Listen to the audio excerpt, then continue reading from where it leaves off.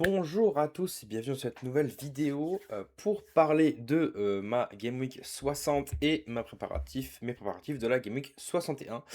On va faire un peu court aujourd'hui parce que je sais que les vidéos durent un peu longtemps par rapport à ce que ça doit être. À mon avis, il faudrait que j'arrive à recadrer mes vidéos aux alentours de 10-15 minutes, je pense, sauf les grosses vidéos crafting, etc. Du coup, aujourd'hui, on se retrouve pour justement parler de cette Game Week 60 qui a été, bon, comment dire, bon, un peu compliqué encore une fois. Ma Game Week 60 que j'avais pour une fois joué à deux équipes. J'avais joué cette Game Week avec deux équipes parce que du coup j'avais pu m'acheter un gardien, le gardien de Samsung Sport. La Game Week n'a pas été très lucrative, on va dire.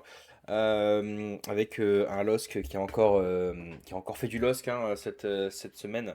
Donc encore une fois, on va pas s'attarder là-dessus, mais encore une fois, un Lille qui est encore qui manque de mordant, encore une fois, hein, qui offensivement tourne autour de la surface, mais qui trouve pas le chemin défilé. Que voulez-vous que je vous dise? C'est comme ça depuis le début de la saison et j'y crois plus. Franchement, j'y crois plus. Je pensais avoir un regain de confiance instantanément, avoir un match où l'équipe va se remettre dedans, mais bon, visiblement, ça n'arrivera plus sous Genesio, je pense. Mais c'est pas grave, on va survivre à cette saison, je pense. Du coup, on fait ça vite fait, hein. Pardo qui fait pas un très bon match, qui rentre en jeu. Benjamin André qui sort sur blessure, douleur, donc on ne sait pas encore. Un Boadi qui fait pas un match exceptionnel, qui est rentré en cours de jeu. Aïssa Mandi, encore une fois patron de la défense. Et Berkehauser qui fait du Berkehauser, hein, qui prend un but casquette horrible, un but qui est largement évitable. Mais bon, c'est pas grave, on va survivre. J'attendais pas grand-chose de cette Game Week, c'est pas grave, hein. Bon, après, de l'autre côté, il n'y a pas grand-chose de plus à dire.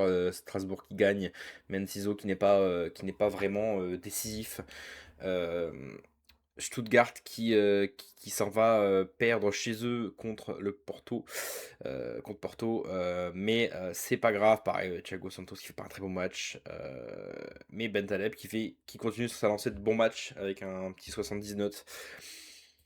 Pas étonnant, honnêtement pas étonnant pour Bentaleb qui fait vraiment des bons matchs en ce moment, qui a repris des jambes comme j'avais dit aux dernières vidéos.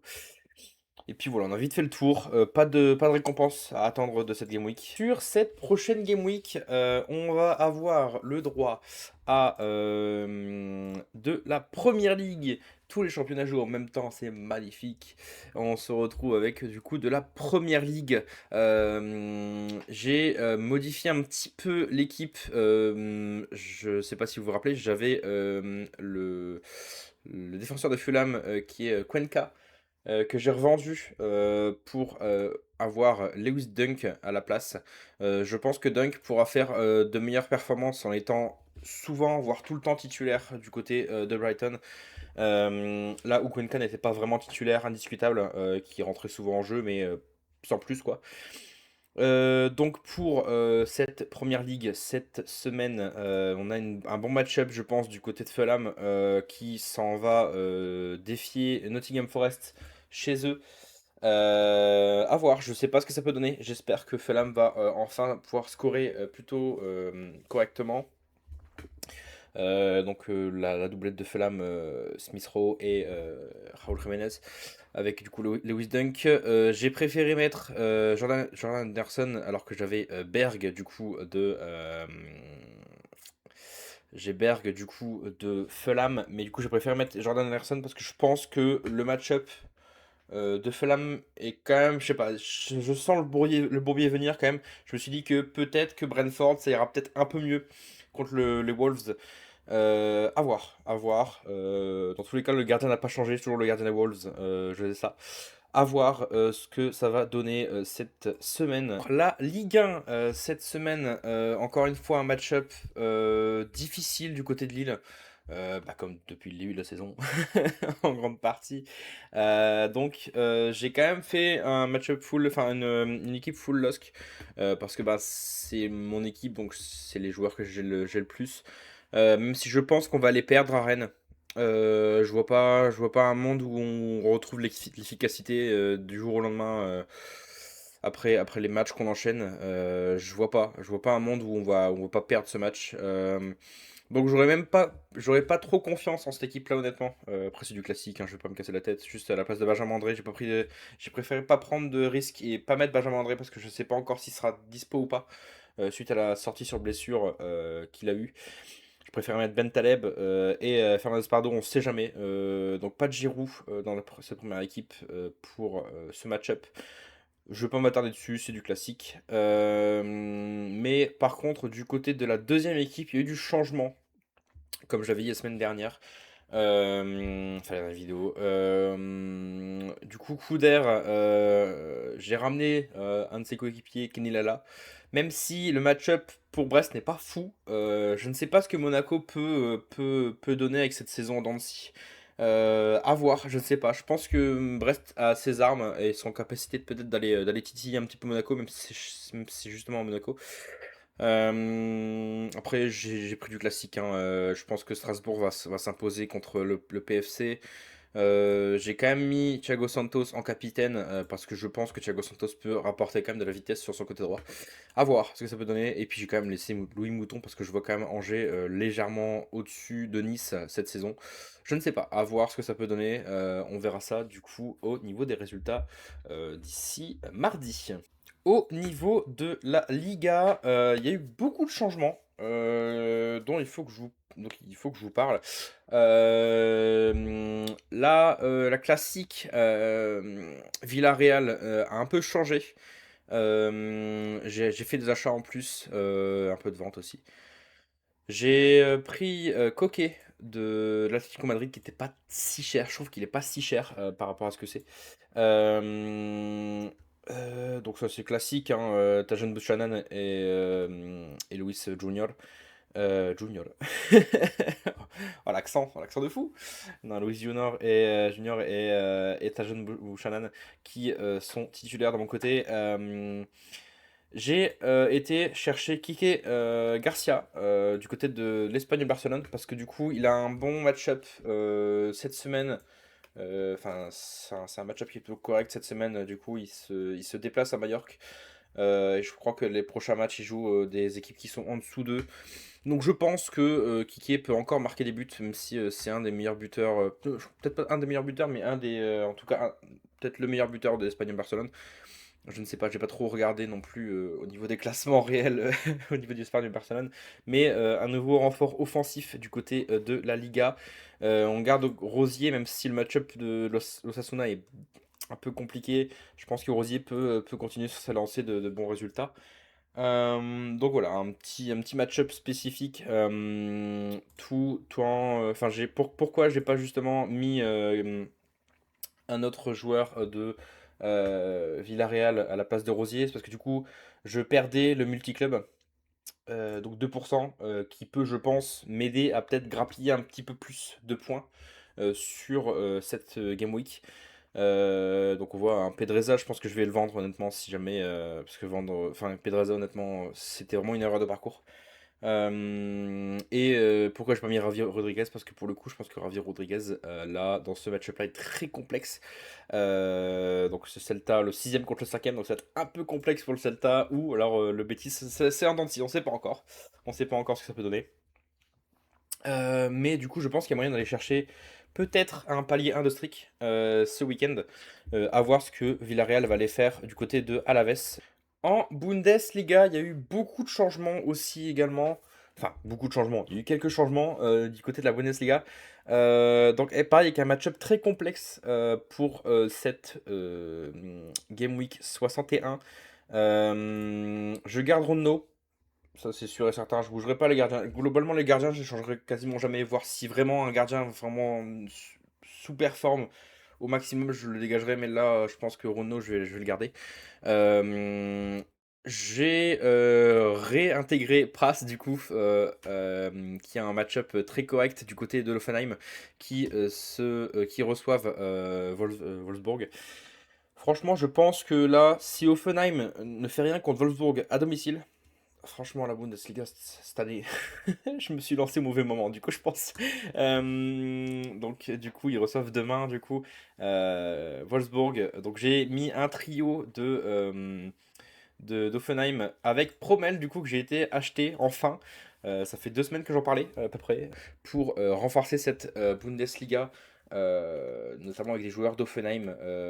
C'était un des joueurs les moins chers d'Offenheim que je pouvais prendre. Après, j'avais pas trop d'idées d'autres avec le budget que j'avais, donc il fallait que je renforce un peu cette équipe et je pense que c'était le bon moment pour le faire.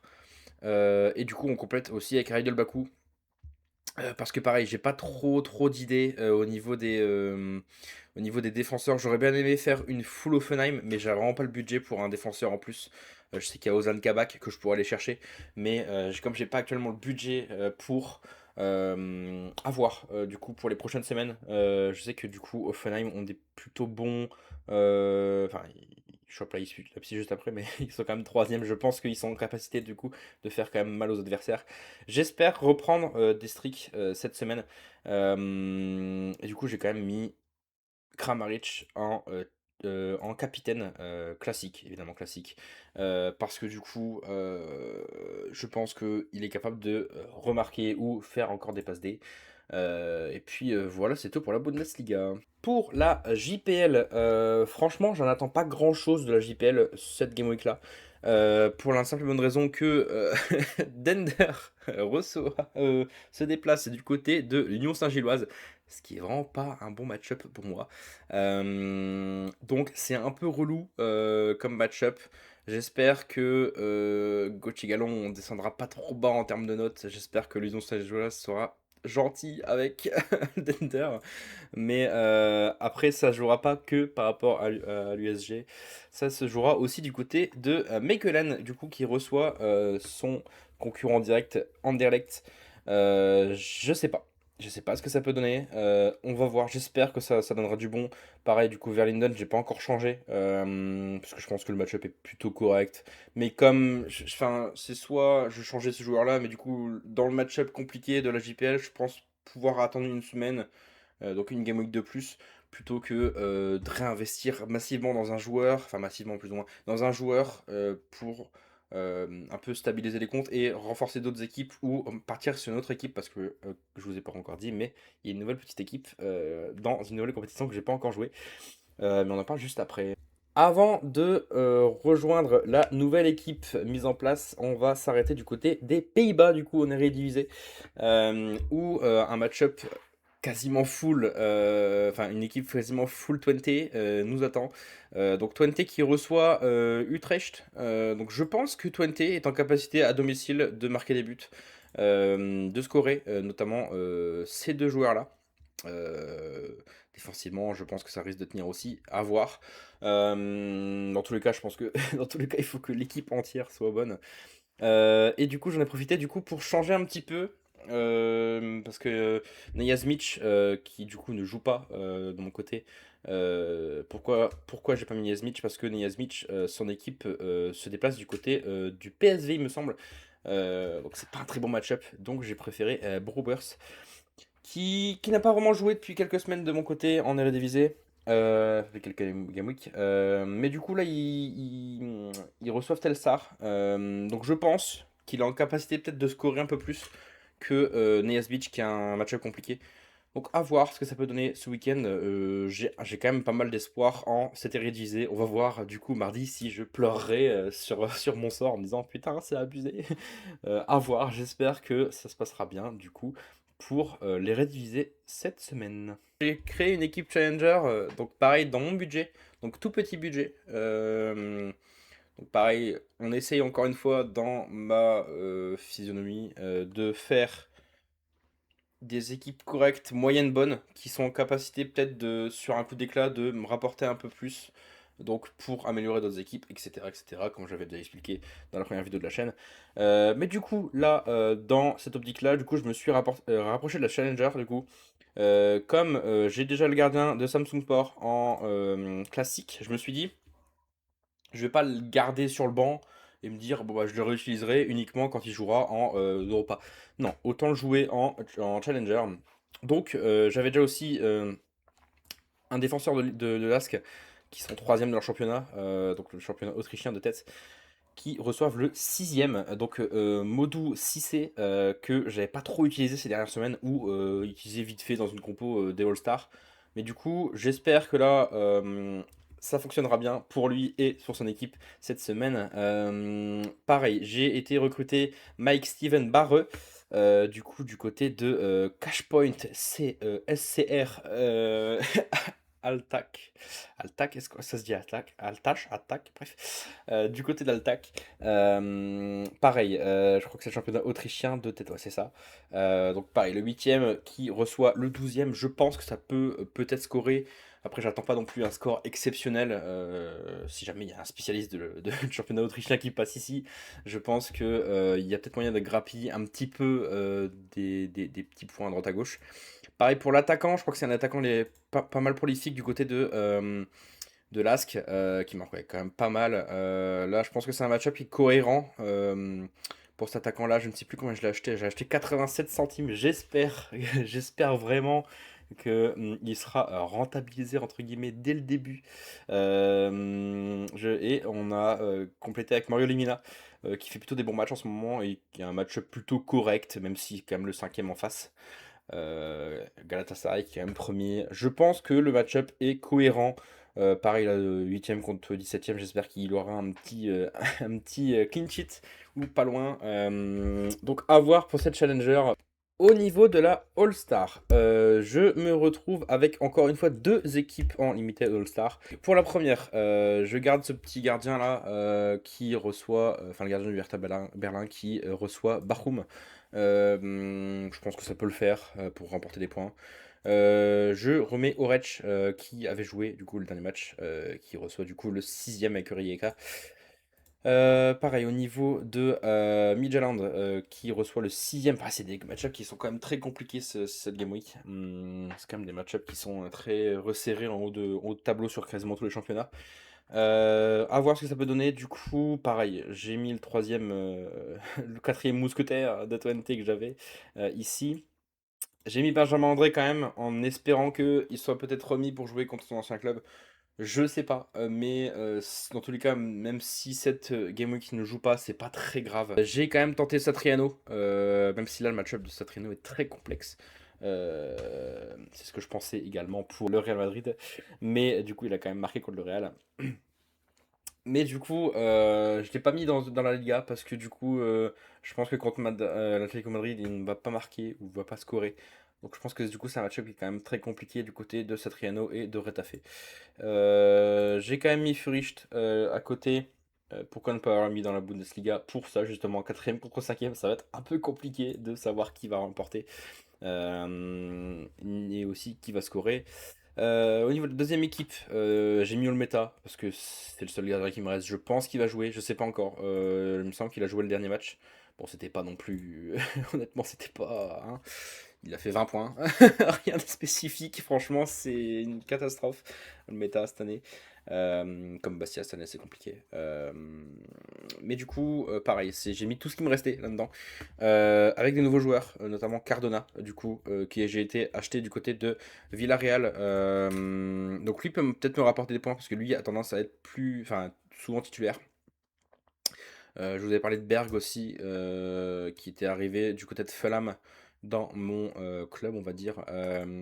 Amar Fata aussi, que j'étais acheté du côté de Dundee. Je pense que ça doit être un derby, je pense, Dundee. Mais c'est pareil, c'est compliqué de le mettre en challenger. Du coup, je l'ai quand même mis dans une des All-Stars. On va voir ce que ça va donner. Et pareil, pour finir, un Neyazmic, du coup, que j'ai pas voulu mettre parce que du coup, euh, c'est son équipe qui se déplace du côté du PSV qui sont premiers. Donc ça va être un peu compliqué de scorer pour lui. Donc je préférais pas prendre de risques et juste claquer facilement tous mes joueurs ici. À noter aussi que du coup j'ai enfin eu une réponse par rapport à Philippe Keun que je voulais acheter. Donc je voulais acheter pour faire une équipe en champion. Mais du coup, je n'ai pas eu la réponse à temps. J'ai eu la réponse 2 minutes après la fin du temps pour faire ces équipes. Petite vidéo après la vidéo, du coup, on se retrouve du coup sur cette page de l'équipe championne. Du coup, j'avais pas encore joué la championne et je pensais du coup en fin de vidéo, vous avez fait une petite aparté entre guillemets sur Philippe Keun que je n'avais pas eu à temps entre guillemets, mais en fait je n'avais pas vu que il y avait une deadline prolongée au niveau de la championne. Du coup j'ai pu faire mon équipe championne. Bon, honnêtement je pense qu'il n'y a pas mieux à faire pour cette équipe championne. Philippe Keun du coup du côté de Monaco, ça va être un match-up assez spécial aussi, hein. Franchement, à voir samedi ce que ça va donner, mais ça va être un beau match je pense. Là, du coup, j'ai quand même mis Javi Rodriguez. Parce que je pense que sur un malentendu, défensivement, ça peut tenir. J'ai mis du coup Karazor, du coup, du côté de Stuttgart. J'ai mis Karabek parce que je pense que Karabek va jouer un petit peu plus. Parce que je pense que Lyon a besoin de faire tourner un petit peu certains joueurs. Donc Karabek recommence un petit peu à jouer d'ailleurs, hein. Il a joué contre le Celta, enfin il est rentré en jeu contre le Celta, il a joué contre le PFC. Je pense que Karabek peut jouer. Je l'ai même mis capitaine, du coup, sur un malentendu. Du coup, j'ai mis Mouko, même si bon, je pense que Mouko, ça risque d'être un peu complexe comme match-up. Bon, j'ai quand même mis Olivier Giroud, du coup, en pointe, sur un malentendu. On sait jamais avec Giroud. On va garder cette compo là et comme ça j'ai une petite compo en plus, donc compo championne. C'est sympa, j'ai quand même pas mal de compos sur cette fin de week-end. Donc je vais vous laisser là-dessus sur cette petite compo championne en plus. Donc à mardi, des bisous à tous.